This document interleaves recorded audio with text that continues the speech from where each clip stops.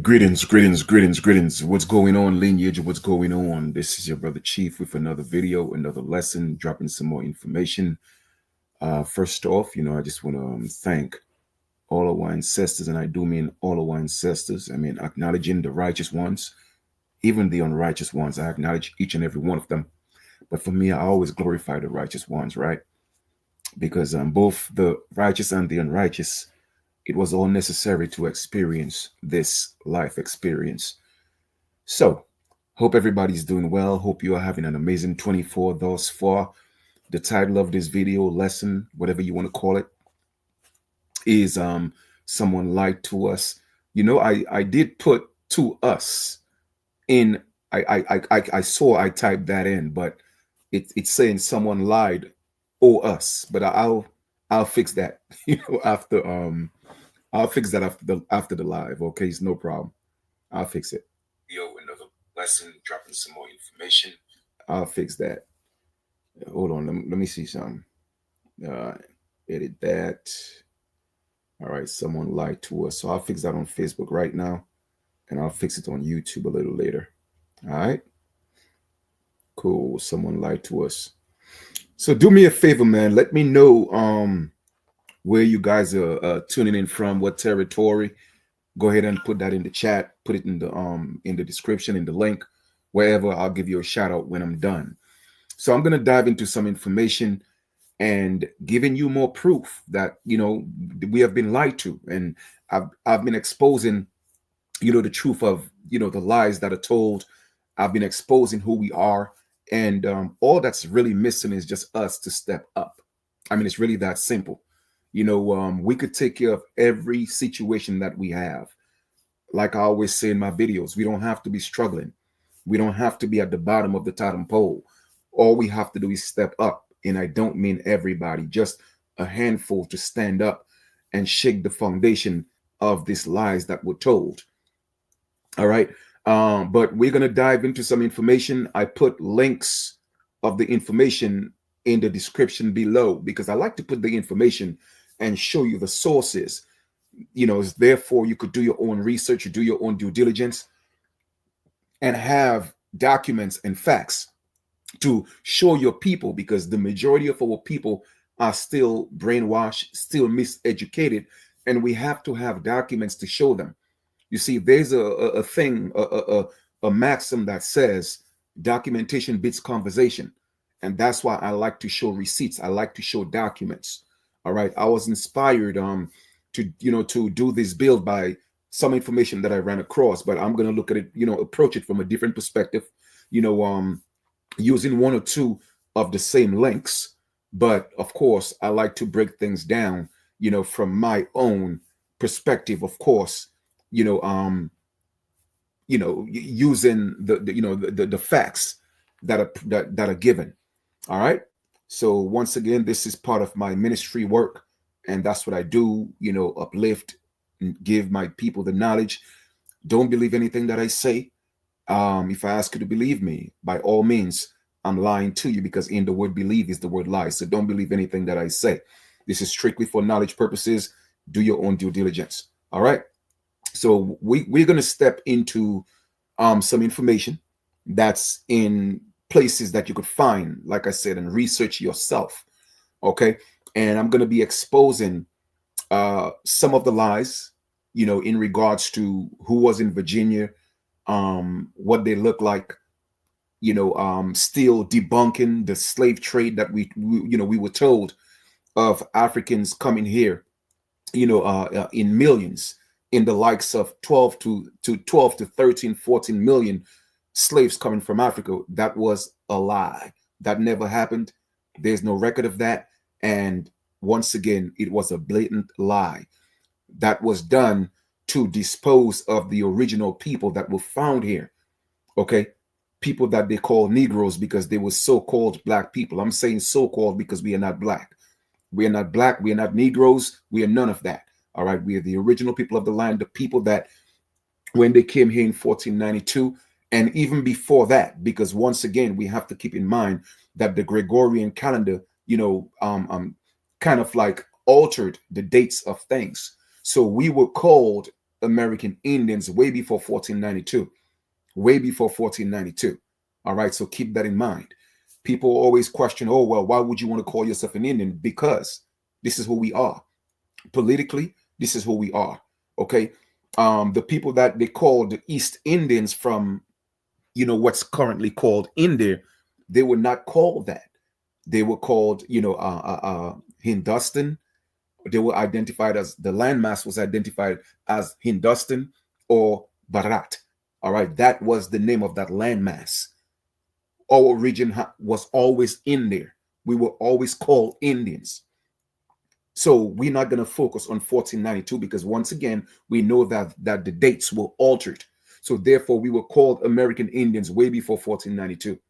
All right. And I've already taught you exactly where that word Indian came from. It came from the Indus constellation. And what they did was they named the river in the current place called India, Indus, to trick us, to make us think that that's where it came from. No, but the word came from the Indus constellation, and the entire Americas, okay, parts of North America, but the entire South America is actually under the constellation of Indus. So I'm giving y'all information that you could research. You may not have heard the information before, except from me, and that's fine, right? But do your due diligence and know that we were tricked into thinking that we came from Africa. So I'm going to continue to debunk that lie. So the first thing we're going to do is we're going to go and look at some documents. We're going to look at we are going to go to the Encyclopedia of Virginia. So I'm going right into the Encyclopedia of Virginia, going to the source and getting that information to expose that information. This is not just some random, how would I put it, a bias, a document, if I may. You feel me? I'm going to the source.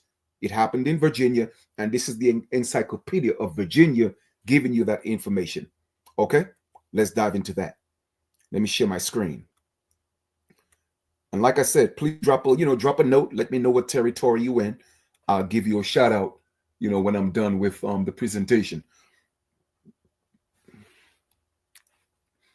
And I put all the link in the description below so you could do your own research in your own time, do your own reading, go ahead, do your own due diligence. Because we should be disciples right now. The only mission we should have right now, okay, above anything else, is to start teaching the people in our households. We have to stop focusing on the distraction. Instead of having a discussion in your house about Jay-Z or P. Diddy or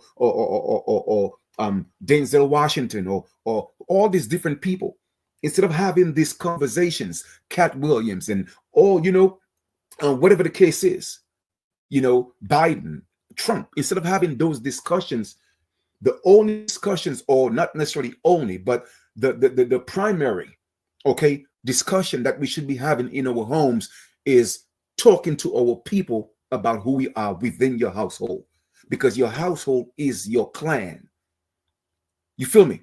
And you want to make sure that your clan is on the same page with you.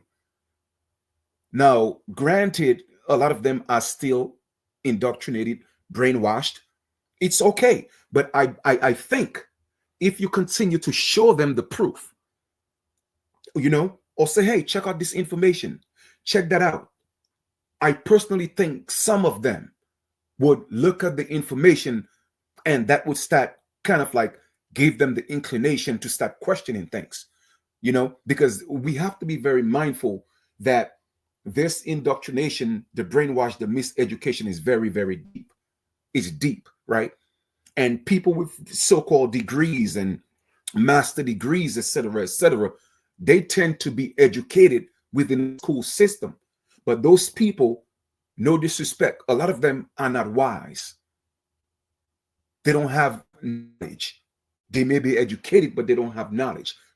And for them, if it was not taught to them in school, the so-called teachers have this master degrees, then they think that you don't know what you're talking about, especially if you don't have a degree within that particular field. You dig? But I think If you could drop little information, hey, check this out, check this out, check this out.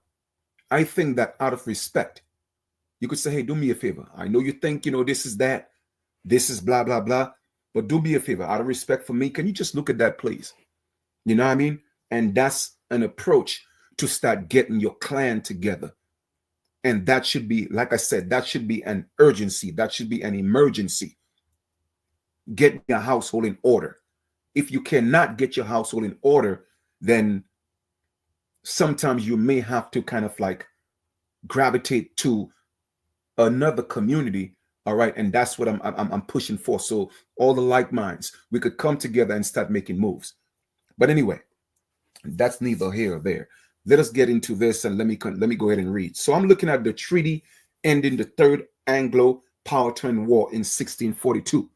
Now, when people hear about Anglo, most people think that Anglo, okay, it relates to pale-skinned people. No. We have to realize that the term Anglo is just someone from Britain, in a sense, not necessarily from Britain, but yeah, within Britain, within the culture, okay, of Britain. And it does not necessarily mean a pale-skinned individual, just like how a Puritan, just like how a Quaker. The original Quakers were people of color. The original Puritans were people of color. The original Pilgrims were people of color. But nobody will tell you that. The pale-skinned Pilgrims came much later. So when we're talking about the first a wave of the Anglo-Saxon, we are talking about people of color for the most part. Okay.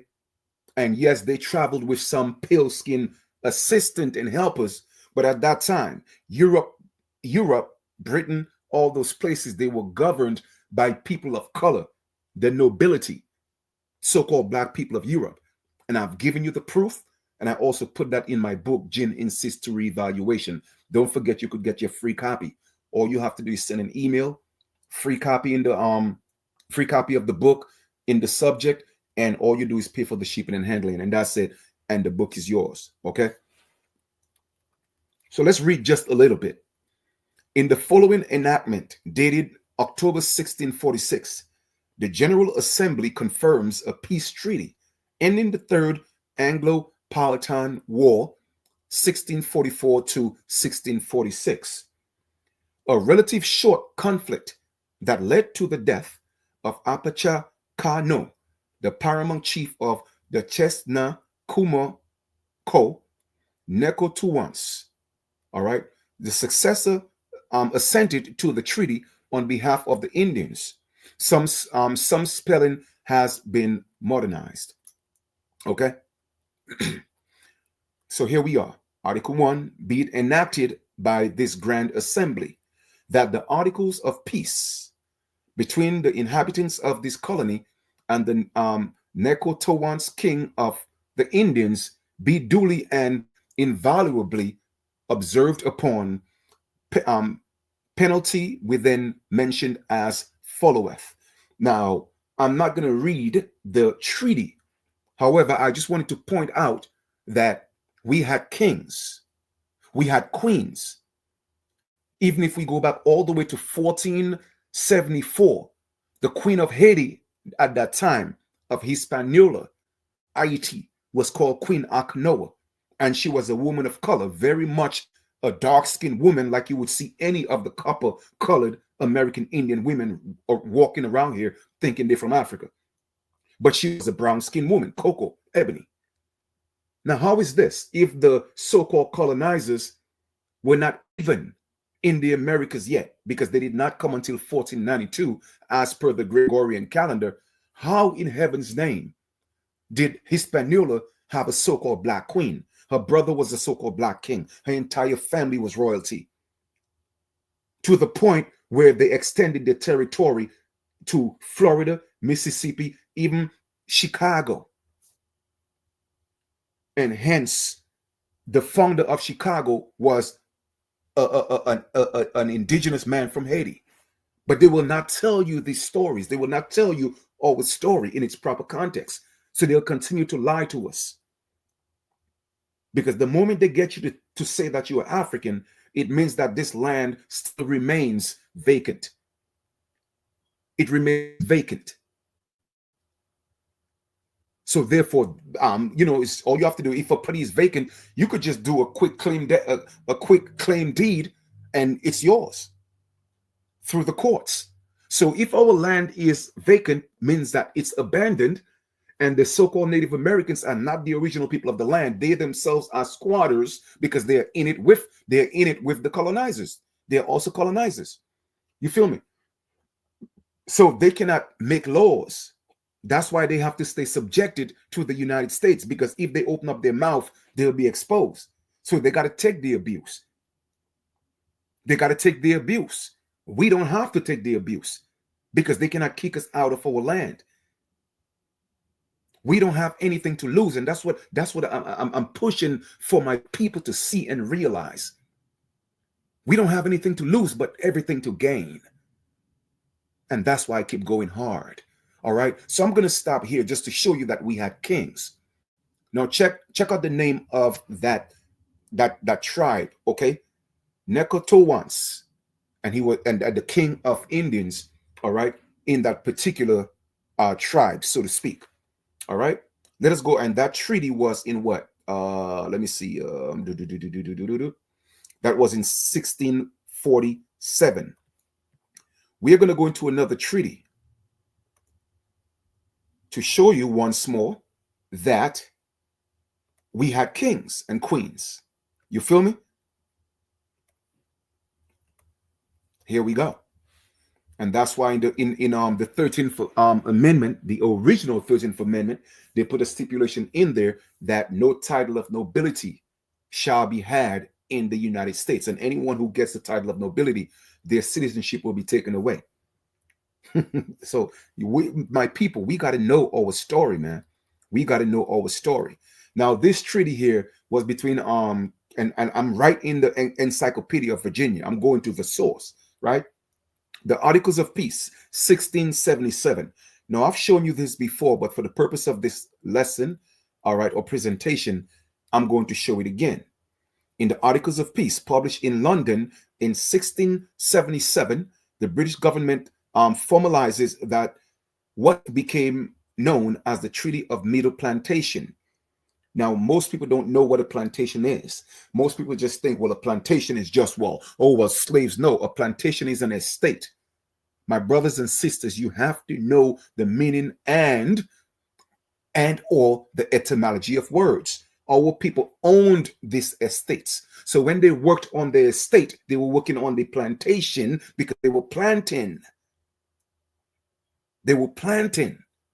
And when they became prisoners of war, they became enslaved on their estate, their plantations.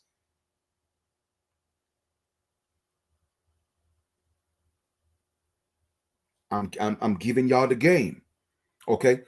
Following the violence against Virginia Indians that accompanied the Bacon's Rebellion in 1676 to 1677, several tribes formerly part of the paramount chiefdom, okay, going back, this is another article, right? The Seneca Moko reunited under the authority of the Pamunkey and the Kokoskoski and promised fidelity to the crown in exchange for its protection. Some spelling has been modernized, and this is a whole different article with another treaty. Okay, one was in 1646, this one is in 1667. Article of peace between the most mighty prince and our dread sovereign Lord Charles II. And in many videos, I've shown you and proven to you that King Charles II was a man of color. His son was a man of color. His sons were men of color. His grandson was a man of color. And I have all that documented in the book with eyewitnesses. Somebody lied to us. Okay? By the grace of the God King of the Great Britain, France, and Ireland, defender of the faith, and the several Indian kings and queens. I'm going to stop right there. Another, all the way up, you see, the first treaty was in 1646. This one, 1677, and this was with a different king. And guess what? We still had kings and queens. Let us proceed.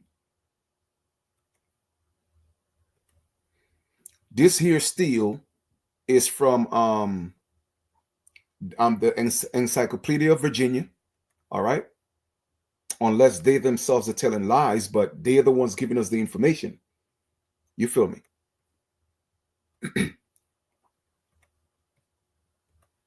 And we could look at other sources and see that it all is coherent. It is all connected. Here we go. All right.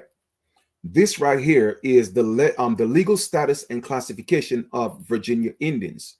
Summary: indigenous communities in Virginia have experienced several shifts in their legal status over the past 4 centuries, from the initial status as tributaries during the colonial period. Virginia tribes saw a reduction of their tribal lands and the corresponding erosion of their legal rights throughout the 17th and the 18th centuries.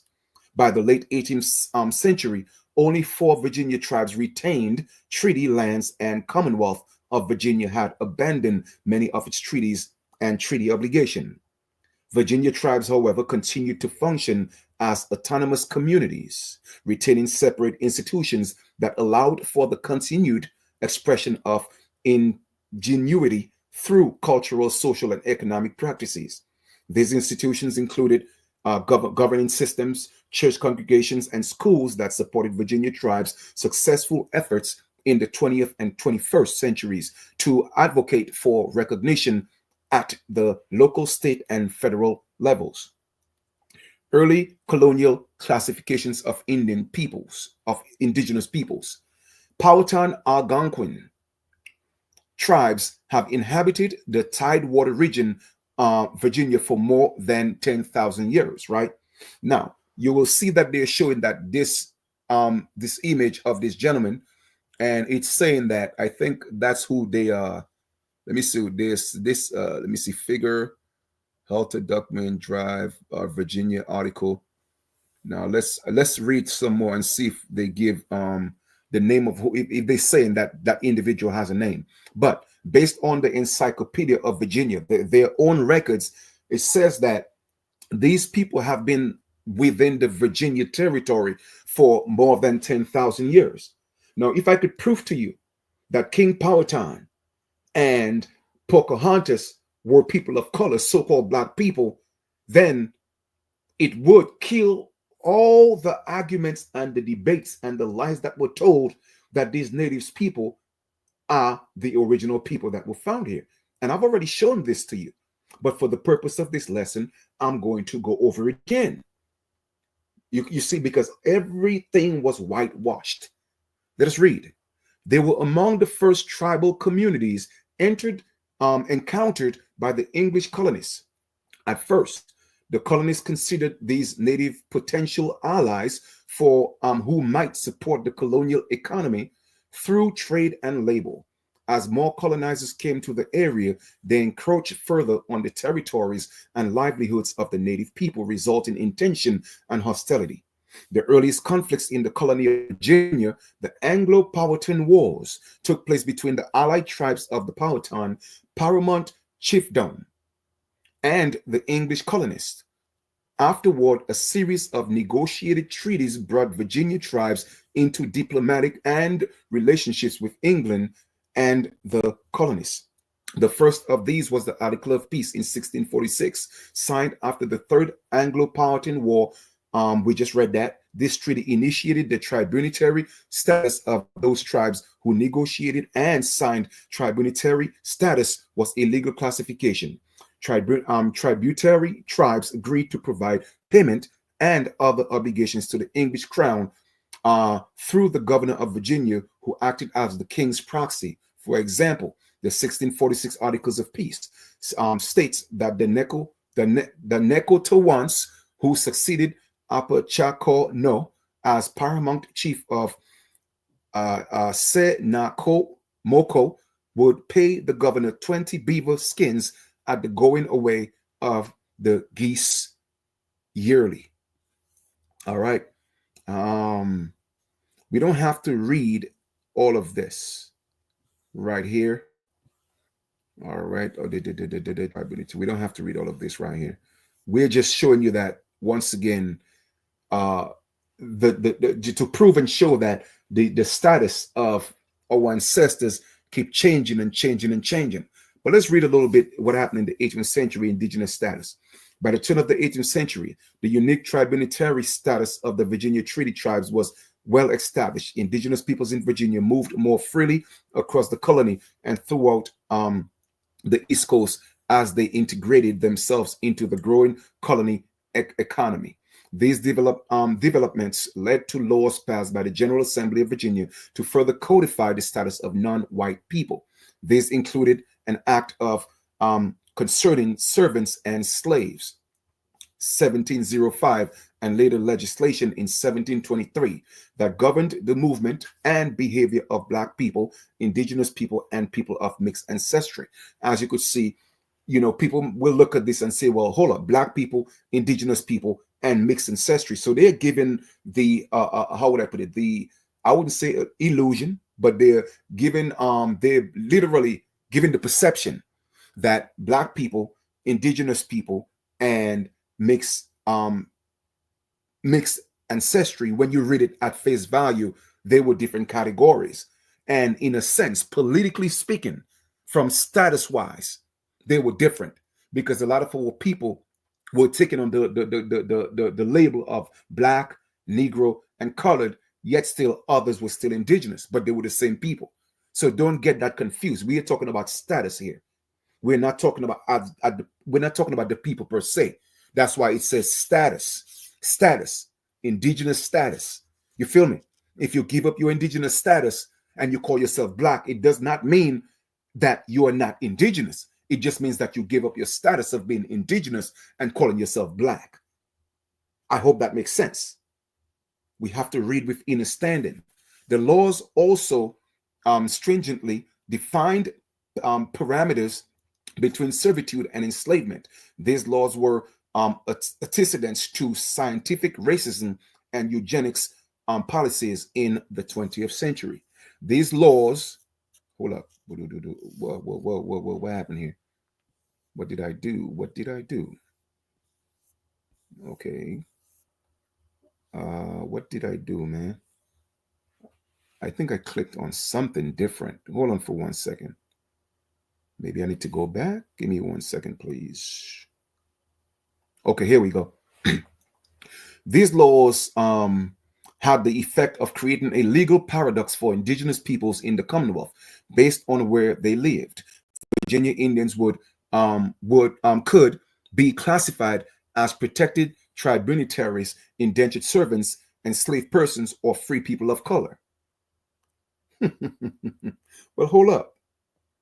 At what point were natives called free people of color?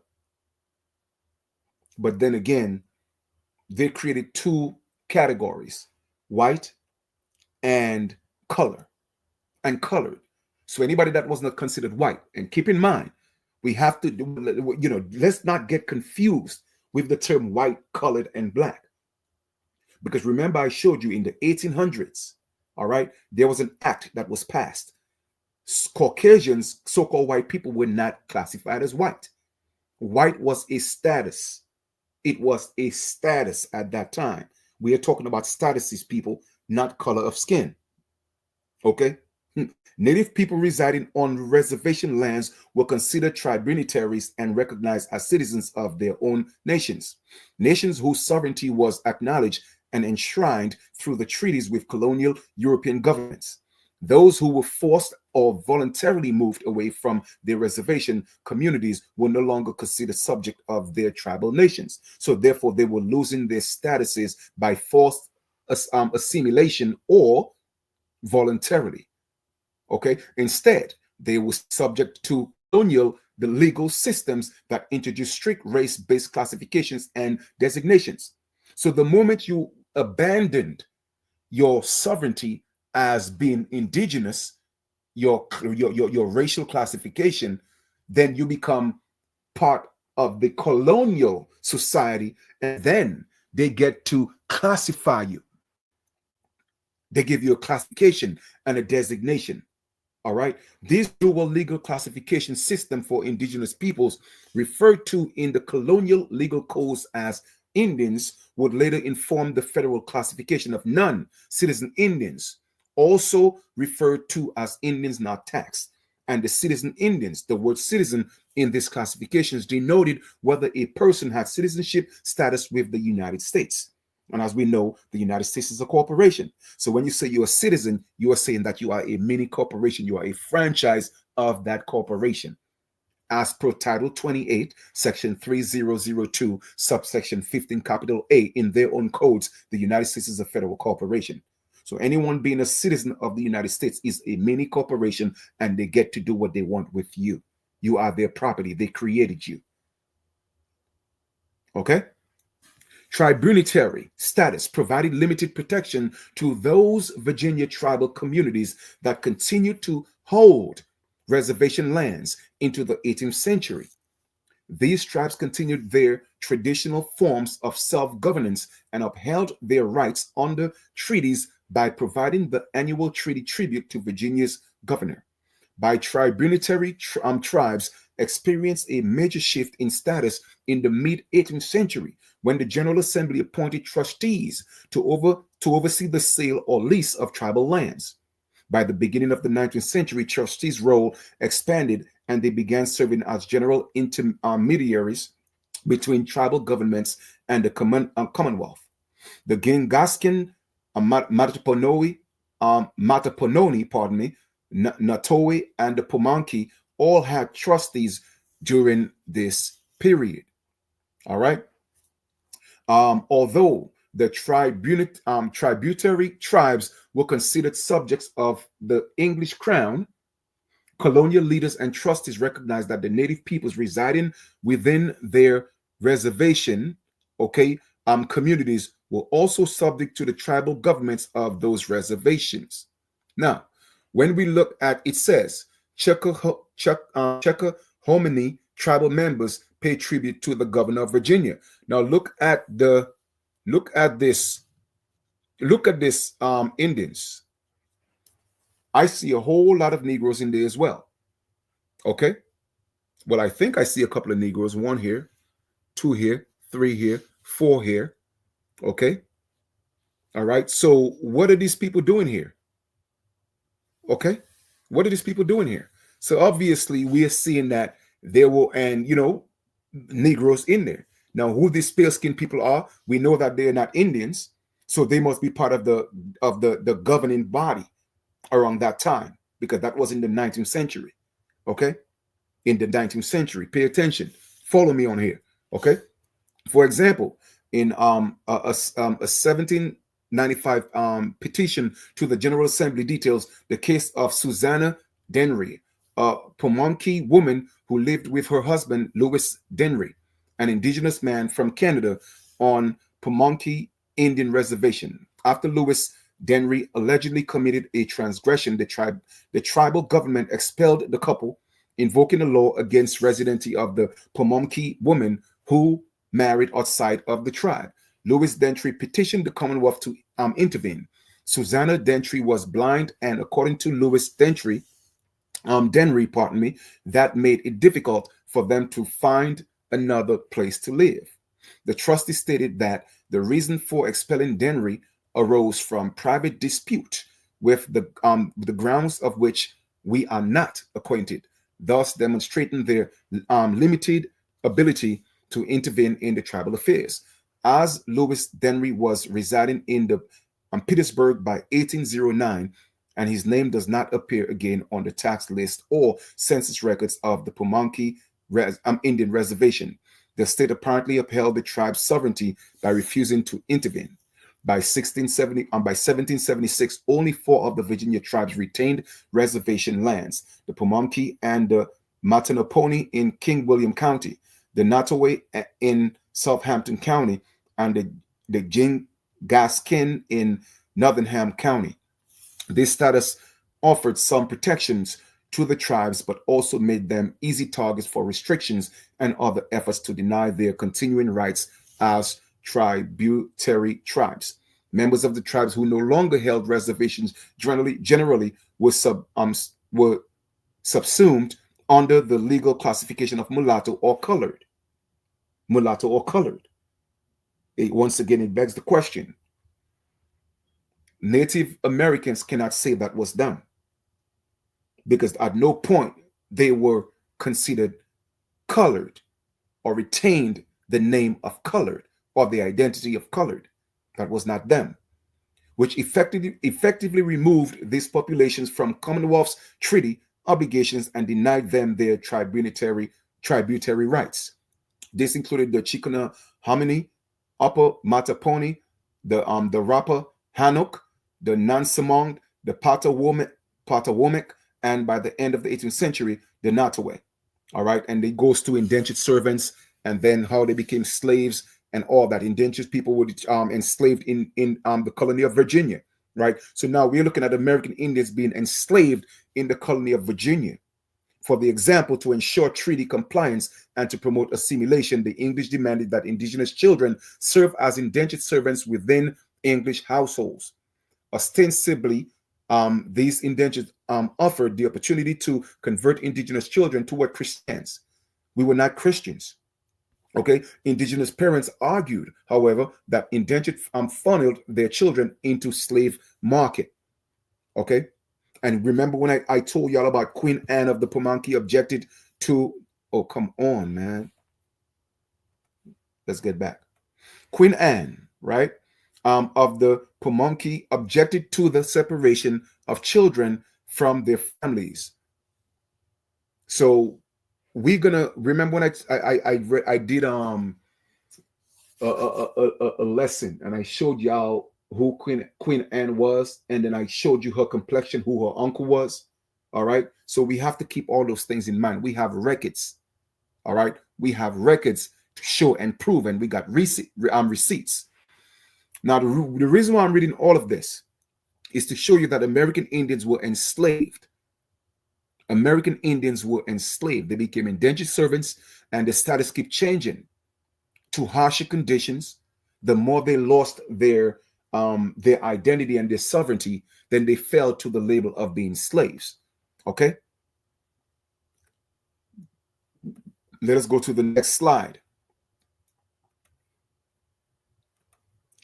Let us go to the next bit of information.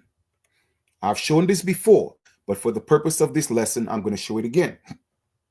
Some of you may still be confused, thinking that King Powhatan, which was Pocahontas' father, he was a so-called pale-skinned native, or he was a so-called Mongolian or Siberian. No, he wasn't. He was a man of color. So we are going now into St. Luke's historic church and museum. So I'm giving you places that where they hold records, reputable places. I just took you to the Encyclopedia of Virginia. Now I'm taking you to the St. Luke's Historical Church and Museum. This is not just me Googling information. Okay, let us go. Let us read. Let us read. I'm going to read to the point where they gave a description of King Powhatan. Okay. Today, we usually only think of witches at Halloween. Ugly, wicked hags were who wear pointy black hats and fly around on brooms. It is interesting, however, to look at the historical truth, which begin in Salem, Massachusetts. Did you know that we had supposed witches and devils here in Virginia long before they appeared up in Massachusetts? When those three small English ships, the Susan Constant, the Godspeed, and the Discovery, arrived off the coast of Virginia in April of 1607, they brought with them 104 men and boys who would construct a wooden palisade at the spot which they called Jamestown, named for the King James I. Thus, the first permanent English settlement in North America was established, and the settlers themselves brought their thoughts of home along their cultural ideas and beliefs. Unfortunately, among their beliefs was the conviction that witches were alive and thriving in the world. You must remember that the 17th century was an age when ideas of witches, demons, sorcerers, and sea monsters were accepted by almost every Englishman, regardless of his social or intellectual station in life. It is reflected in the literature of the time.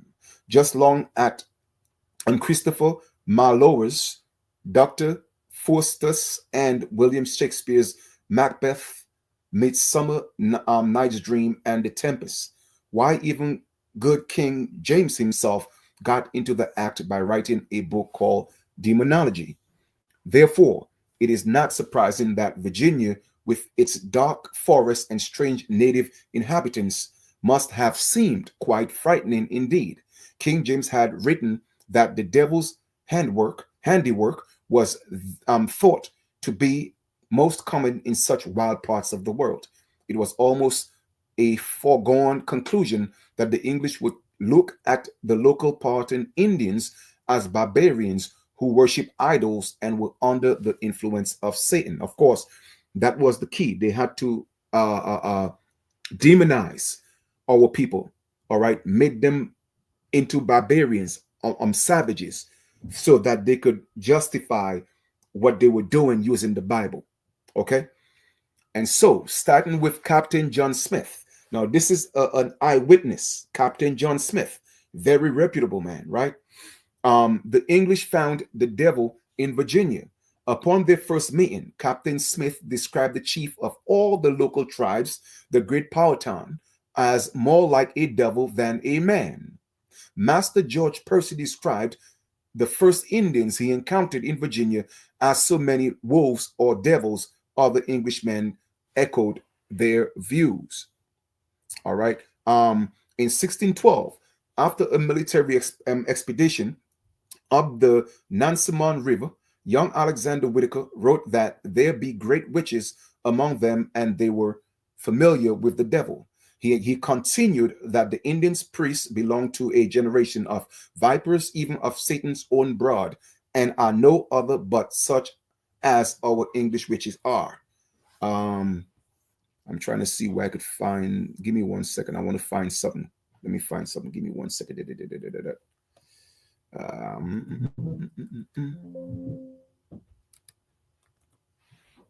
I want to find something. Today, you're the wicked. Where the pointy hats.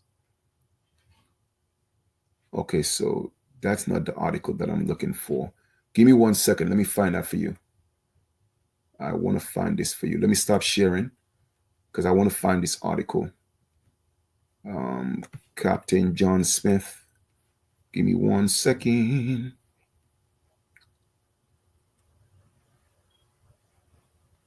All right, so I'm just going to go straight into show you the article instead of going to look for the whole thing and reading that again. So let me just show. But I've done that in videos before, and it's actually in the book, in Genesis 2 Evaluation. So just so you know, all right. But I just want to pull out the excerpt, and that's what I'm going to do right now. So I just have to pull it up real quick. Check it out.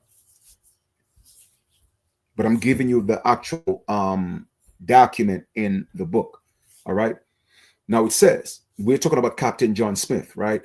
Upon their first meeting, Captain Smith described the chief, which is Chief Powhatan, of all the local tribes, the Great Powhatan, as more like a devil than a man. Master, where does it? Oh my goodness! He described the first Indians he encountered. Okay, I gotta look at it because he had called him. He said 200 black devils came in. Just like let me see the part, and I gotta find it for you. Give me 1 second, please. I know I got it somewhere. Yep, this is it right here. I got it. I got it. I got it. We're not gonna play these games. I want to show exactly what I'm talking about. Let me see. 60 years, 70 some. All right. Let me see. 60 or 70 of them. Some black, red, and white. Some colored came in the square order in singing. All right. All right. More like today. All right. Here we go. Got it. Got it. That was in 1624. Because I like to show my proof, man. Because I know I was going to be tight if I couldn't find it. Here we go. Okay. And this is Captain Smith. And we're talking, that's 1624. All right, just so you know the date. And that's from the Gregorian calendar. Let this thing populate here real quick. And then we're going to summarize what we read thus far. Because we are going to prove that this whole slave trade from Africa, once again, was a lie. Okay? Here we go. 2 days after Powhatan had having disguised himself in the most fearful manner he could, caused Captain Smith to be brought forth to a great house in the woods, and there upon a mat by the fire to be left alone. Not long after, from behind a mat that divided the house, was made the most dolefulest noise he ever heard. Then Powhatan, more like a devil than a man, with some 200 more as black as himself, came unto him, and told him now they are friends, and presently he should go to Jamestown to send him 2 great guns and grindstone, for which he would give him the country of Kapahowosik, and forever esteem him as his son Nantoquat. Okay? King Powhatan was a man of color, because his whole camp were people of color. All the Indians were people of color.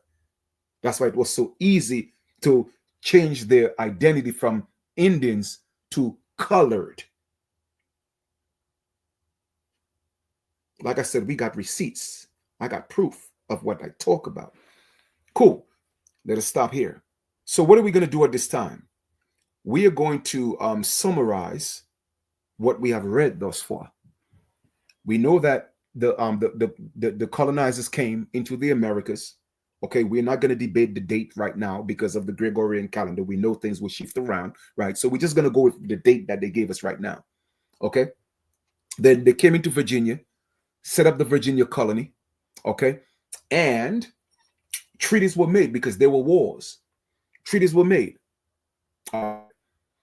Now, the American Indians, they were autonomous, sovereign, and some of them wanted to give up their sovereignty for whatever reason. They thought, you know what, they would get more privileges, trying to assimilate within, that, that foreign community or that foreign society, right, called the United States. So a lot of them wanted to be a part of that. All right, granted, that happened. But they started losing their identity and their sovereignty the more they wanted to assimilate into that foreign community or that foreign society. Okay. Then once they started doing that, that's when they were being servants and slaves, because they were pushing them out and then they were still roaming around as free men. So they were enslaving them and they were sending them into different parts of the Americas. I got proof of that. I'm going to show you a document real soon. But what most people don't realize is that they were taking in American Indians from different parts, just right here in the United States. Okay, from the Carolinas, from Georgia, from different parts like Mississippi, and they were bringing them via ships into Virginia. Okay, and Virginia was like a port, just like how Barbados and Antigua was a port. So they would bring them because that's where the company were established. So they were bringing them into the company, the colony of Virginia. Okay, that was the Virginia company. They had to bring them to that port, and then they would distribute them into different parts of the Americas. Okay, so keep that in mind. Boom. Let us go to the next one, and let's see where a lot of these so-called American Indian slaves went. But I think the most appropriate term would be prisoners of war. Yes, they were enslaved, but they became prisoners of war. Now we are going here to a document. This is the historical marker database. I'm going into reputable places to give you the facts of the information that I'm bringing to you right now. And we're going to read. That's another sets of Indians. And let's see where they sent them. Let us read. Punishing the Nanzo Tico Indians. Inscription. Displaced from their reservation land on both sides of the Rappahannock River at Nanso Tico and Portabago Bay. Nanzatico Indians attacked farm of John Royley, known for his disputes with the tribe. On August 29th, 1704, when Captain Richmond County, 7 Nanzotico confessed to murder. 5 were executed after the trial. The Virginia Council deemed 40 Nanzatico, aged 12 or older, guilty of complicity and ordered them deported while keeping younger children as servants. In 1705, Sea Captain John Martin transported the adult Nanzatico to the island of home, Antigua, where they were sold into servitude. My goodness. Every time I do that, something keep happening. Let me close this out. Hold up. So once again, I'm showing you, giving you documented information, showing you that American Indians were taken by thousands and thousands and thousands, even to the point of 5 million. They were sent into the Caribbean, whether it was Barbados or Antigua or even Jamaica. All right? Keep that in mind. They were sent into Antigua. And Antigua was another slave port. And from Antigua, they would send them into different places like Dominica. Because it is well documented that the slaves that came into Dominica, they came from Antigua into Dominica, and they're talking about these people came from Africa. These people did not come from Africa. They came from the United States, and they came from different parts of the Americas. My brothers and sisters, somebody like us. All right, let's proceed. Let's proceed. Okay. We already showed that the Indians were enslaved in Virginia. Okay, we already shown that. Slavery of Indians.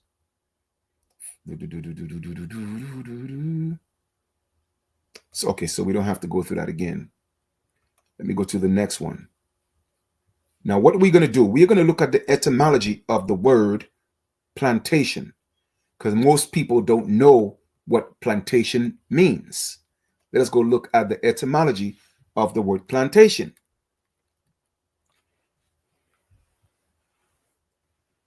Because we already had plantations. It was just an estate. But they tricked us into thinking that our people wasn't plantations and came from Africa on slave ships. And no. Let us look at the etymology of the word plantation.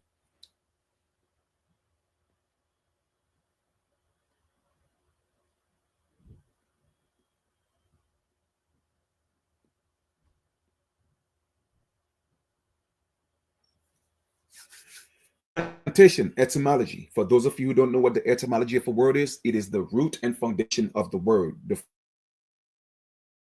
energy it was meant to carry when it was produced within a certain era. Okay, so this is mid 15th century. Plantation, action of planting seeds. That's all it meant. A sense of now obsolete, right? So that's of the 15th century. So anytime our people was working on plantations, it meant planting seeds. So our people was that. From Latin, plantationem, nominative past participle stem of plantere. From 1600, let us look at the graduation of the word, right? Now we're talking about from the 16th century now, as introduction, establishment from 1580s as planting with people or settlers, a colonization used historically, used for a colony, an original settlement in a new land by 1610 by the census. So therefore, the whole concept of plantation originated in the Americas.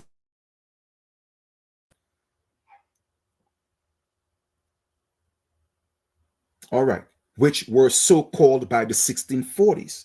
The meaning large farm on which tobacco or cotton is grown is recorded by 1706. Century Dictionary 1895 defines it in a sense as a farm or what? An estate or a tract of land, especially in a tropical or semi-tropical country, such as southern parts of the United States, South America, the West Indies, Africa, India, Ceylon, etc., in which cotton, sugar, cane, tobacco, coffee, etc., are cultivated usually by Negroes, okay, peons or coolies. Now, for those of you who don't know what a coolie is somebody from East India, okay, that's mixed in with an indigenous population. That is called a coolie. All right. So once again, we see what plantation meant.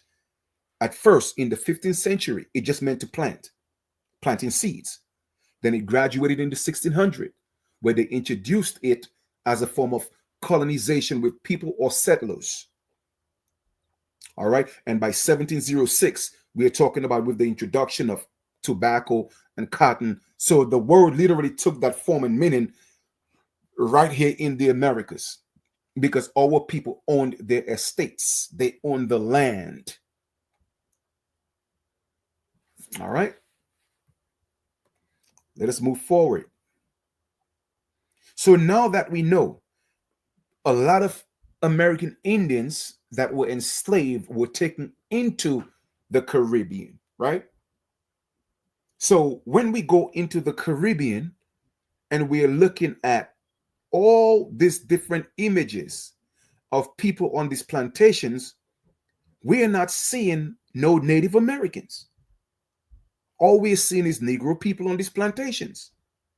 So my question is, how is that if Native Americans were enslaved and there's well documented proof of that? How is that we are only seeing so-called Negroes on these plantations? Somebody lied to us. Somebody got some explaining to do. Somebody got some explaining to do. Because when we look at all the pictures, we are seeing Negroes on the plantations. Here we go. Okay. We're seeing Negroes on the plantations all over the Caribbean. We're seeing Negroes on the plantations.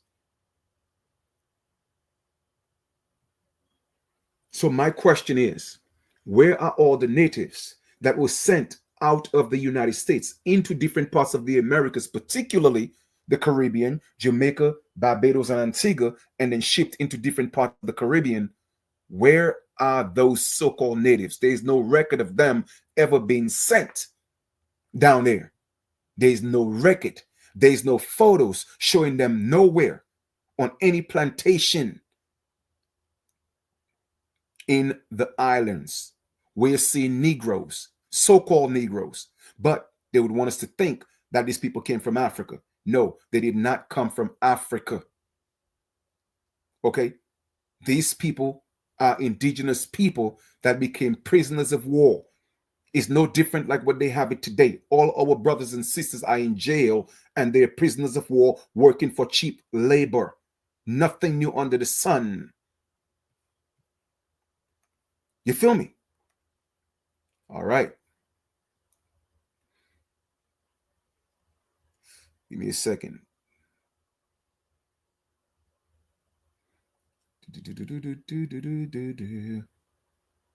Let me see what I mean. The plantation settlement of the United States linked with colonial expansion, 15th century. The word plantation was a verb that meant a plant, to plant. However, that came to be known as plantations because the center of the age scale and slave labor operations.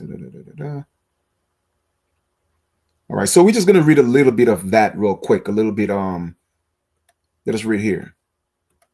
And like I said, please do your own due diligence. All right. Don't believe anything I say. If I ask you to believe me, then I'm lying to you. because in the word belief is the word lie. Now, this image I'm showing you here is the plantation system. All right. This article describes the plantation system in the United States and the Caribbean as a tool of the British colonialism that contributed to social and political inequality. It makes a connection between the economic prosperity of the South and the exploitation of enslaved people. Sugarcane plantation illustration. You see the people that are actually working on these plantations. I don't see no pictures of Native Americans at large working on plantation. Background info, right? The term plantation arose as settlements in the southern United States. All right. So as we can see, the term plantation arose as settlements in the United States. So therefore, the term plantation is only associated with the Americas. We're only with the Americas. Because when we go into the etymology of the word plantation, it meant planting, it meant estate, or where people own the estates. They own these plantations where they planted seeds. Originally linked with colonial expansion, came to resolve around the production of agriculture. The word plantation that first appeared in English in the 15th century. Originally, the word plantation was a verb that meant to plant. As you could see, I went into the etymology, and now I'm on the History Channel. I'm in a National Geographic channel, and I'm showing you that it's saying the same thing. So therefore, we're on the same page. All right. However, what came to be known as plantations became the center of large-scale enslaved labor operations in the Western Hemisphere. Historians Peter H. Wood and Edward Baptist advocate for calling these places labor camps or slave labor camps rather than plantations in order to avoid hiding the truth of what really happened in those agricultural operations using forced labor. Now you see why they were called slave camps and labor camps. Let's read that again. Historians Peter H. Wood and Edward Baptist advocate for calling these places labor camps or slave labor camps rather than plantations in order to avoid hiding the truth of what really happened because they were being forced to work. It was their plantations, it was their estates, but because of how they were being treated, they were called slave camps. Hence, they were called slaves. Y'all got to pay. You see, that's why reading is fun for the mental, man. I tell people, y'all got to study, research, read, explain these things to your family. That should be your number one priority right now, to bring your clan back together in the house. Show them the documents. That's why I'm giving you the information so you could rebuttal all the nonsense people talk about. The plantation system developed in the American South as British colonists arrived in what became known as Virginia. There was no such thing as plantation anywhere else in the world.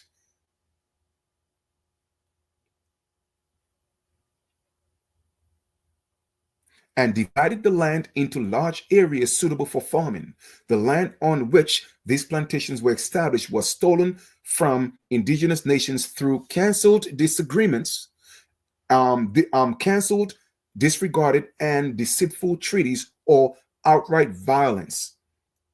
Read these resource library articles to learn more. So we don't have to get into all of this. The bottom line is all these lands that this United States is occupying, it was literally done through fraud.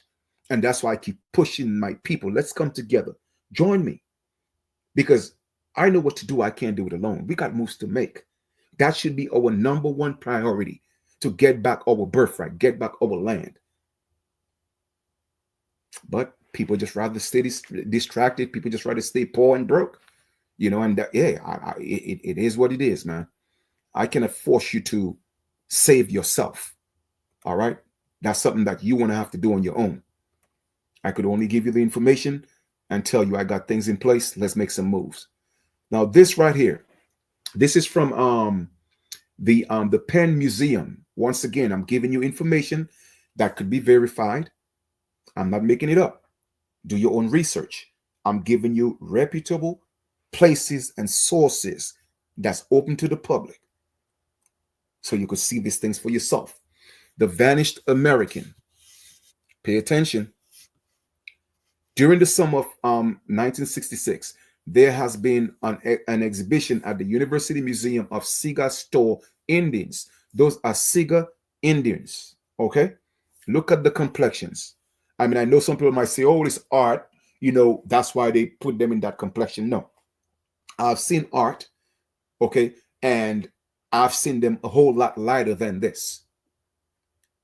Okay? So when we talk about tobacco Indians, we are talking about people of color.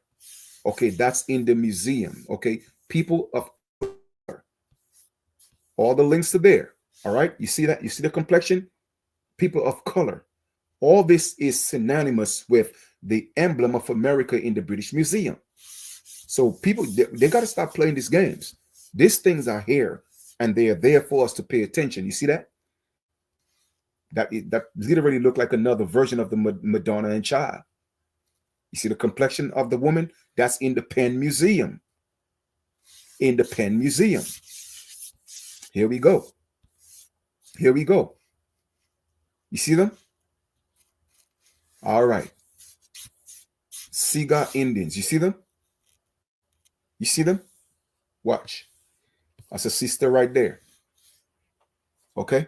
Look at the lips. Look at the nose. Stop playing with me, man.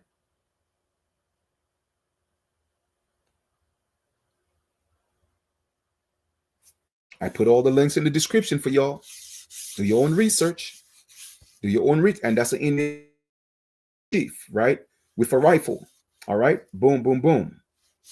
Here we have another one right here. Let's go. I actually thought that was a sister. My bad. It's not. Here we go. Here's some more. Those are tobacco Indians. Tobacco cigar Indians. Here we go. Okay? Those people are Negroes. Don't let nobody fool you. So-called Negroes, put it that way. And that's in the Penn Museum. All right? That's a trapper Indian. So I'm just showing y'all, man. Do what you want with the information. But I'm letting you know somebody lied to us. Now, one of those, hold up for 1 second. I gotta find something. Give me 1 second. Give me 1 second, please. Let me find something for y'all. Give me 1 second, 1 second, 1 second. I just closed the window. I needed to keep open. The Vanished Indian. Let me go back to that real quick and come back right here. Go back here. And I'm going to show you something. Where we at? Boom. Let me look for that word right here. All right. P-A-P-O. Okay, here we go. Boom. Now pay attention. Man, I tell you, man, I love this, man. I love this because I'm just so ready to shut people down. For real, for real. Now, this is the same article, right? Check this out. Right here. Remember I showed you the mother and child right here? Let us read the caption below. And then we're going to look at the etymology of the word.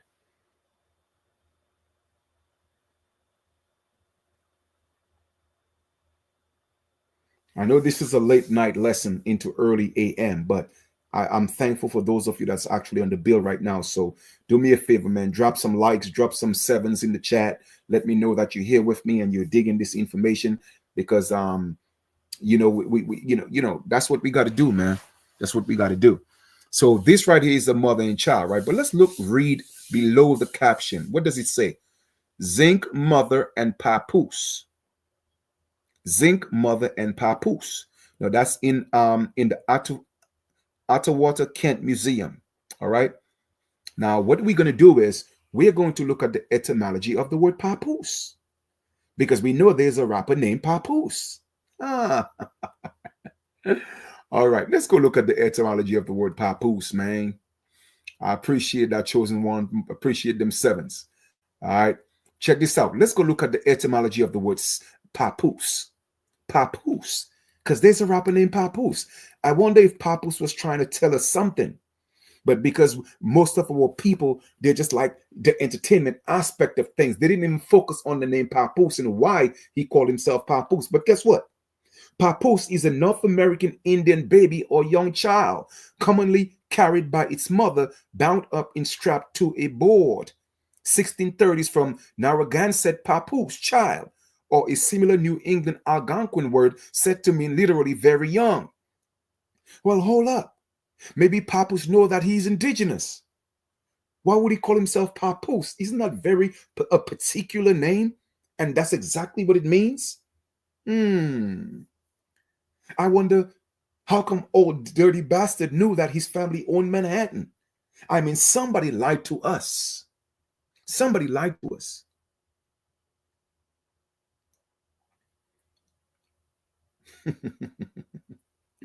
I would love to have a conversation with Papoose, because he knows something. You don't just call yourself Papoose and don't know what it means. Papoose know he's indigenous. And I guarantee you, sooner or later, he's going to come back and tell everybody what I just said. It hasn't happened. At least I've never seen him say anything about that in regards to that name, but it's going to happen. I'm going to put that out there in the universe. All right, let's proceed. Oh, man, this is beautiful, beautiful. So we know that a lot of the American Indians from the United States were taken into Jamaica, taken into Barbados, and taken into Antigua, okay? Because those were slave holding ports. That's where it was like a port, okay? So they were taking them and then sending them into different parts of the Caribbean, all right?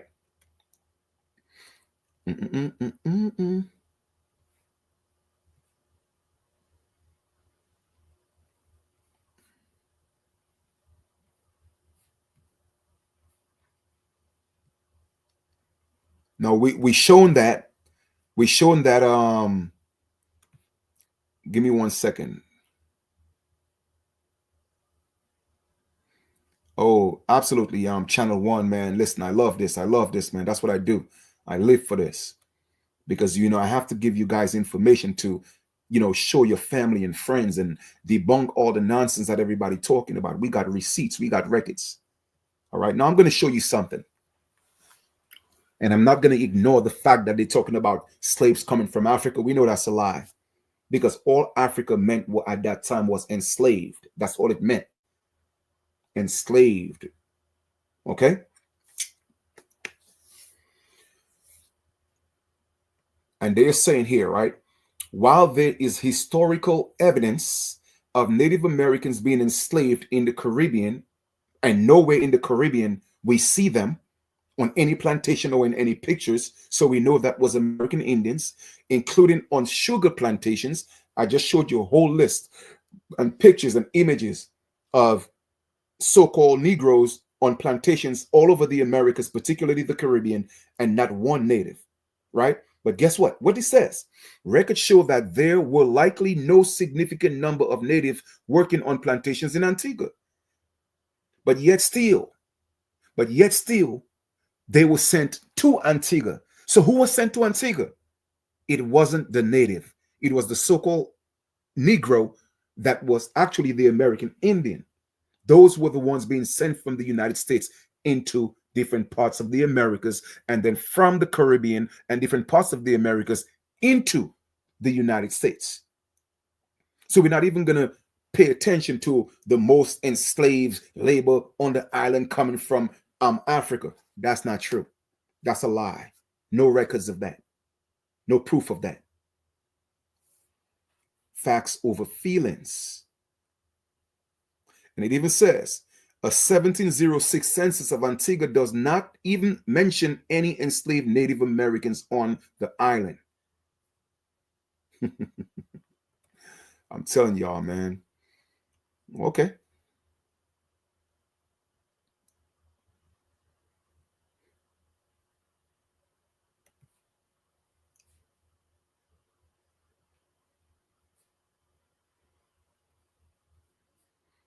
Let me show you again. It says, so it wasn't, no, it was actually American Indians. All right. I'm going to show you again. Check this out. Because you're not going to see record of Native Americans. It was actually American Indians. American Indians. American Indians captured and enslaved by European colonists were primarily sent to the West Indies, particularly to the Caribbean islands like Barbados, Jamaica, Hispaniola. We know that thousands and thousands of them were sent to Antigua, where they were sold as slaves on plantations. Once again, plantations. What was a plantation at that time? An estate. Who owned the estates? The indigenous people. Due to difficulty of escaping from such remote locations, the major port for exporting these enslaved Native Americans was Charlestown, later Charlestown, South Carolina. So they were exporting them from right here from South Carolina. Earlier, they were exploiting them from Virginia. And that's why I keep telling people we are one people, but they just don't get that because they were taking people from the United States, sending them into the islands, and taking people from the islands and sending them into the United States. But people just don't seem to get that. They don't seem to comprehend that. And because of divide and conquer, okay, that people don't realize that they just separated us, have us fighting against ourselves, making us think we're different people, and saying, oh, well, we all came from Africa, which is a lie. All right? Which is a lie.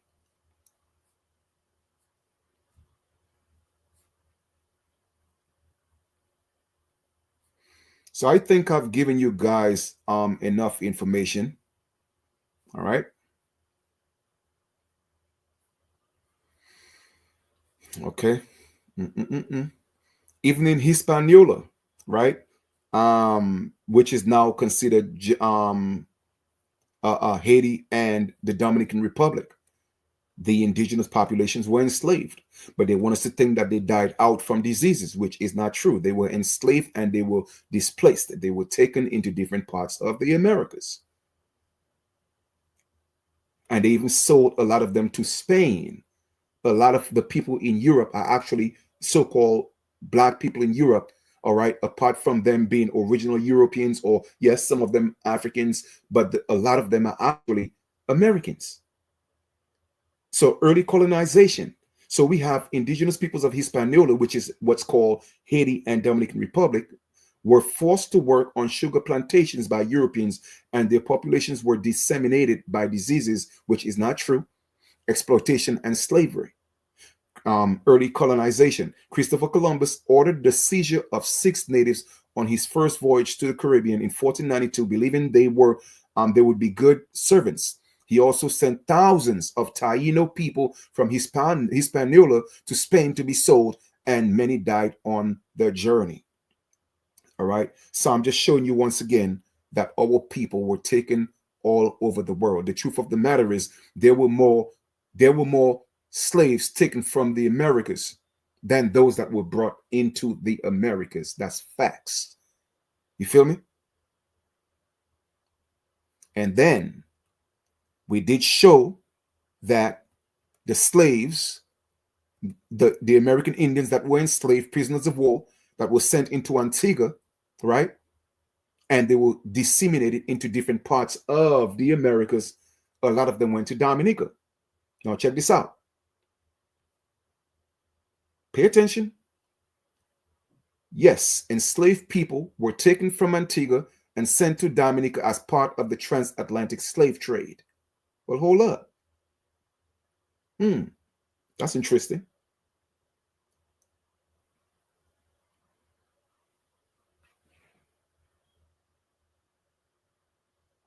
I'm giving y'all the facts right here.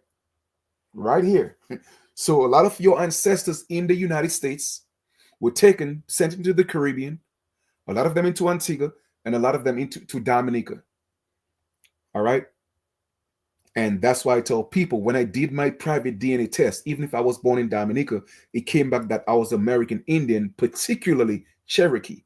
People thought I was crazy. You see, I know what I'm talking about, man. I know what I'm talking about. I know what I'm talking about.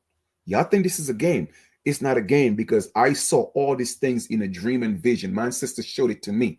I just didn't have the proof back then to do the paper trail and figure out in my head how all this happened.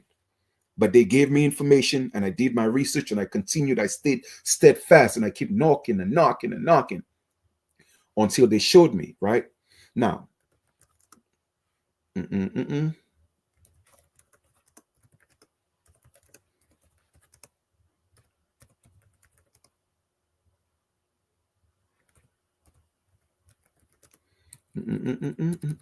me show you something.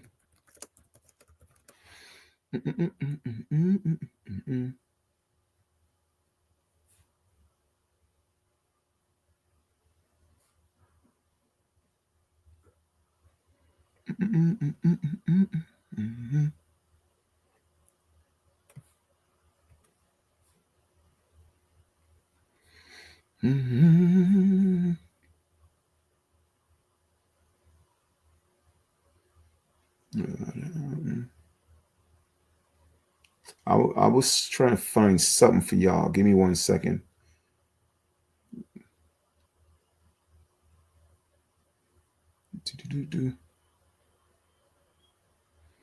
Now, there's certain gist, because I'm also a gist, right? Guiste.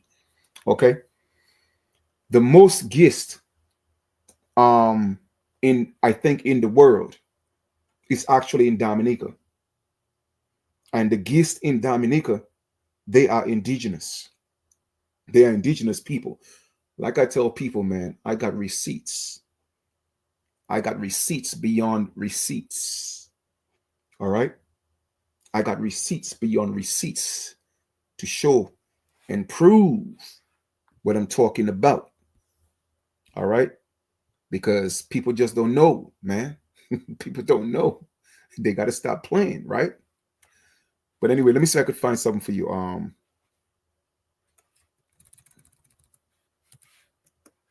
If I can't find it, then I'll just conclude this. I will just go ahead and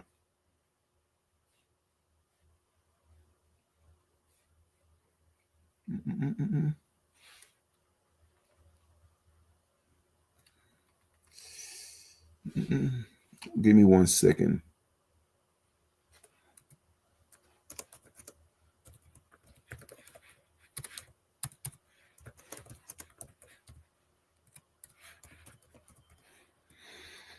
I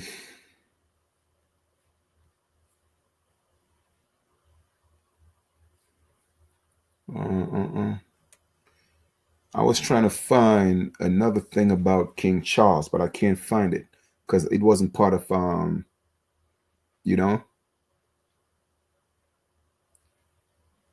I'm gonna just show you one more thing before I get out of here and show you and prove to you that many of the what you call it, many of the American Indians were taken from different parts of the Americas and brought into Virginia. So we're just gonna go over that, and after that, I'm gonna conclude that. All right. But of course, they always have to tell you, oh well, it's Africans this and Africans that. But we're not gonna play these games because we already know what it means.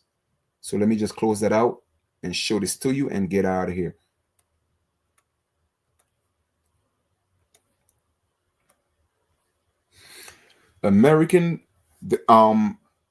During the colonial period, American Indians from various parts of the United States were captured and transported to Virginia to be enslaved, particularly in the early years of the English settlement, when the African slave trade was not yet fully established in the region. But the truth of the matter is, the African slave trade never was established in Virginia. That's a bunch of lies. Okay? These people were taken from different parts of the Americas, and the so-called few black people that came in so-called 1607 or 1609, they were actually so-called black Europeans. They were not from Africa. So there was no African slave trade that was established in Virginia. That's an absolute lie. Period, point blank. All right? So I'm done. I'm done. I am done. Let me get out of here. Let me get back and give a few shout outs. Let me see if I could find the etymology of one word before I leave. If not, then I'll leave it alone.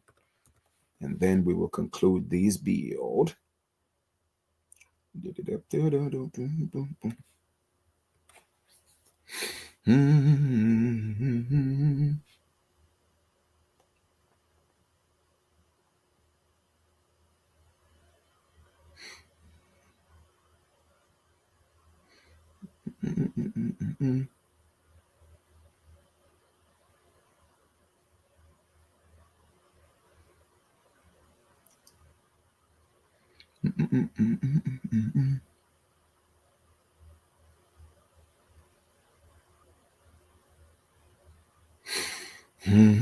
All right. Well, my brothers and sisters, thank you for being a part of the build. Pam, what's going on? Sister Pam, what's going on? So let me give a few shout outs, man. Let me see who we have. We got getting related. All right. Big up yourself, big up yourself. Thank you for being a part of the build. We have I think it's Josu or Jose Getting. I hope I didn't pronounce your name incorrectly. If I did, I totally apologize. All right, Chosen One, Channel One. All right, no doubt. Thank you. My sister Pam. All right, and all the chat that. Yes, I definitely Sister Pam, I have to make it, clear and very simple because people keep confusing statuses. All right, statuses for their identity. A status is not your identity. We have to realize that. A status is a classification. It's a caste system, not cash, but a caste system. It's a classification. You feel me? It's a classification. We have to keep that in mind. And black, white, they were all statuses. They were all statuses. What really tricked our people is the fact that when these people came here in 1492, Gregorian calendar, okay, they looked like us. So we trusted them. They intermarried with our women because it was just men. They didn't bring their women. So if men coming from, wherever they came from, and look at nature, anything in nature. If you see, look at animals, right?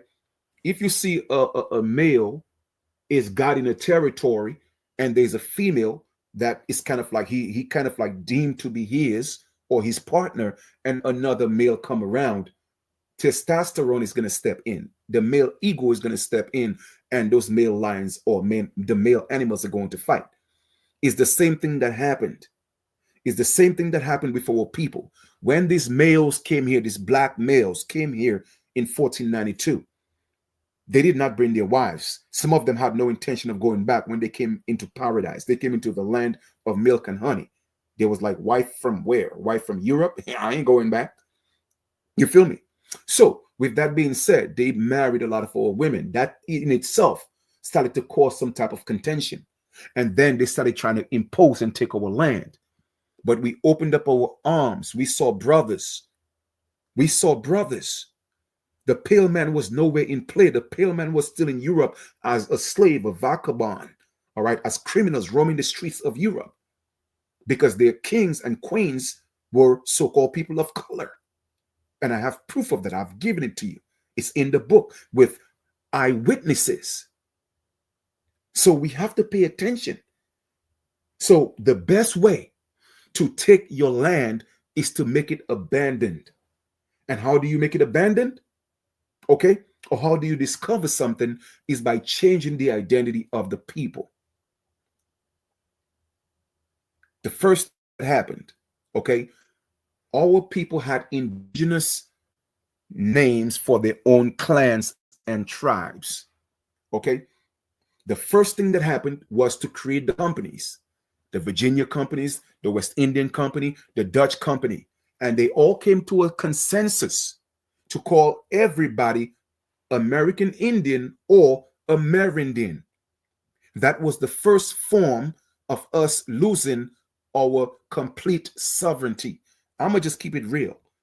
I say we never give up American Indian because it's our political status, and it was the only thing that kept us glued to the land in treaties and, okay, in, basically, yeah, in treaties and in law. because our ancestors had to keep something in place to protect us.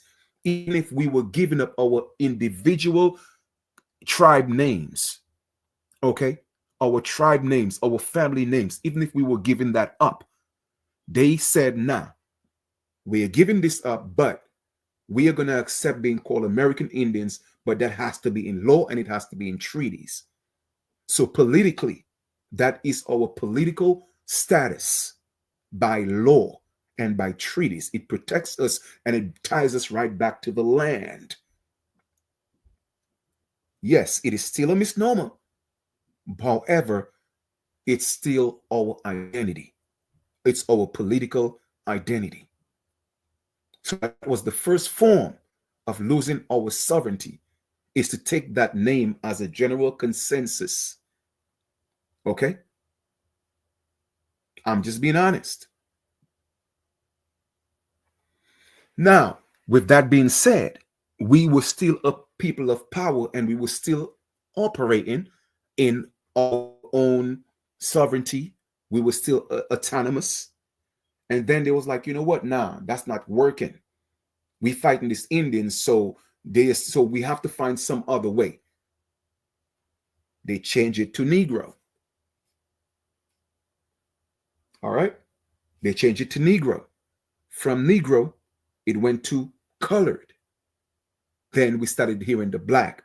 Then it went back to Negro, came back to black. Then you see what I'm saying? So it was a game that was being played. They were just testing different things.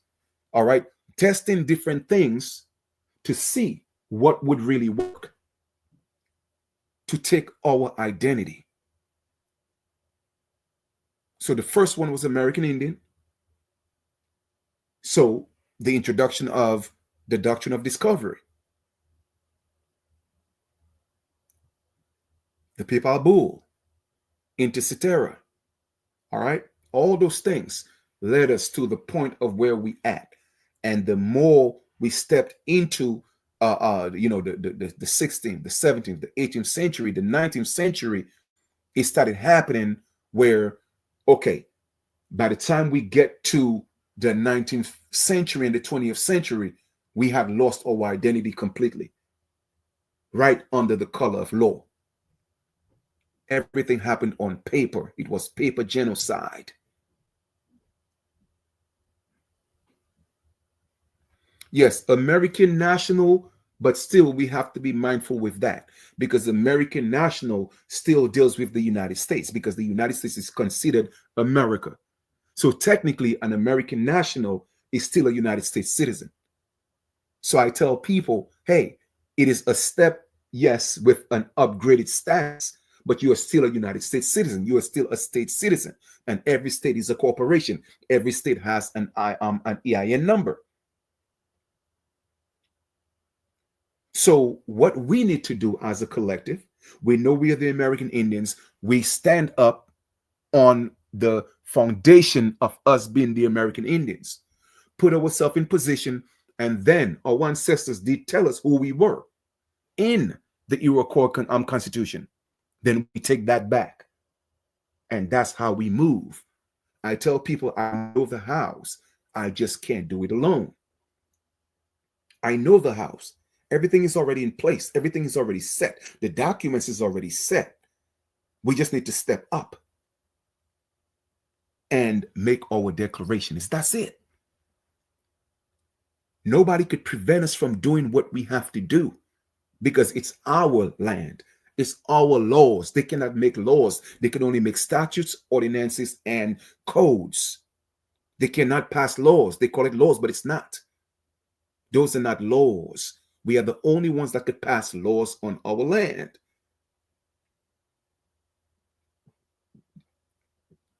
So if we really knew who we were and what to do, they could not bring us in their courts, because we would challenge jurisdiction. An indigenous man or woman could only be tried in an indigenous court, in an indigenous tribunal court. So all our brothers and sisters that stuck in these jails all over the United States, they are not supposed to be there, because they were tried under the wrong jurisdiction, provided that they knew who they were. But because they are called African American and Black, they are under the jurisdiction of the United States. So therefore, they are property of the United States by default because of the 14th Amendment and because of the Indian Citizen Act of 1924. There's a way out of this, my brothers and sisters. All I'm just saying is just walk with me, man. I know what to do.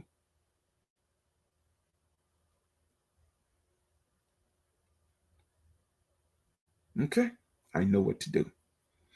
Anyway, it's 1:12. I'm about to get out of here. And like I said, you know, it's a challenge. You know, I get it. You know, the people in your home, they don't get it, and it's okay. It's okay. People will catch up eventually. They will catch up eventually. So all you have to do is just keep showing them, hey, you know what? I know this is what you think, but can I just show you some proof of something? You know, don't get into the religion thing with them. You know, let them do them. Like I said, with me in my home, everybody in my home is a Christian. You know, but I don't get into any conversation when it comes to religion. If they happen to make a mistake and bring a conversation, then they get it. I mean, they get it, you know, gently, you know, with passion and love. But I avoid that conversation with them. So I more talk about history. In fact, my mother already know who she is. She knows that she's not from Africa. Like, she can't stand anybody tell her she's from Africa or call her black. So she already know that, you know, and I didn't even have to teach her that. She knew that. Even my grandmother in London, who's 94, she took me all the way back into the 1600s and told me she never heard of no slave trade where her family came from slaves, and nobody ever taught her she was from Africa. And she took me all the way back to the 1600s. I got that videotaped. I got it on record. So I got my receipts. You know, I'm so thankful that my grandmother is still here. She'll be 94 in April. I'm going to go back to England to see her. You know what I'm saying? That she is a testament, you know, and I have it recorded to show, to in her own words, to tell me who I am. So I'm thankful for that. All right. But the point I'm making is everybody in your household will not get it because of the brainwashing. So that's why I do builds such as these and giving you the receipts and giving you the information and pull it up, tell, hey, check that out. Explain it to them. Slowly but surely, all right, they will break down because it has to happen. It has to happen. You know, more and more of our people will wake up. Remember I told y'all when I first started doing that, everybody thought I was crazy. There was literally nobody on the internet, like I'm being factual, like hardly anybody on the internet, if any, talking about we was indigenous. People thought I was nuts. People thought I was crazy. And see where we at right now. So the point I'm making is it's happening because the time was supposed to come when we forgot who we were. It was part of the plan. We chose that. It was part of our own prophecy. It wasn't a prophecy of no sky daddy. It was our own prophecy. We put that destiny in place because we were the firstborn. We were the first, and we had to become the last for the prophecy to be fulfilled. And now that we have gone from the gods to the dogs, from the goddesses to the female dogs, because a female dog is a what? A bitch. And our women have accepted that in music, in songs, in entertainment. So we literally hit rock bottom from becoming the gods to lowering ourselves to the devils. And then we had to reawaken from that. And that's why you see so many of our people are waking up, because the prophecy was fulfilled. You feel me? So your family will wake up. They will. Just be patient with them, share the information with them. But in the meantime, those of us who know, all I'm asking you is just walk with me, join me. Let's do what we have to do and build and put things in place for our people so they could see that we are making moves and it's being effective. That's all I'm just saying. Because I know the hows. Things already in place. I'm not going to say too much on here. You know what I mean? And that's all it is. All right? And we don't need everybody to start to do what we need to do. Just the handful of us is enough. All right. So who do we have on Facebook? We have Mary Jones. We have one of our Republic Chieftainess Wind. We have Venice Tariq. We have B Ford. Thank you for being a part of the build. And I wish you guys an amazing, amazing, amazing sun rest. Please share the video, share the information. I love y'all. All right. And we will talk soon. Don't forget, if you need a free book of Genesis history evaluation, my email is in the link below. Send me an email. Hey, Chief, I'm ready for my free book. I will just leave your name and your number. I will email you back, get your information. All you have to do is pay for the shipping and handling, and I'll mail out the book to you. All right.